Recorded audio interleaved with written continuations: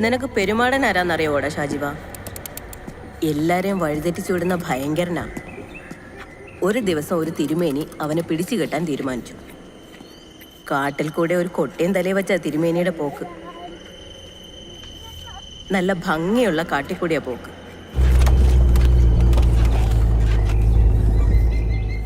എങ്ങും കാണാത്ത ജീവികളാ.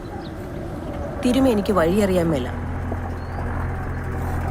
പക്ഷെ മരങ്ങളും മൃഗങ്ങളും പക്ഷികളും ചെടികളും തിരുമേനിയെ കണ്ട് അങ്ങോട്ടും ഇങ്ങോട്ടും കണ്ണിറുക്കി.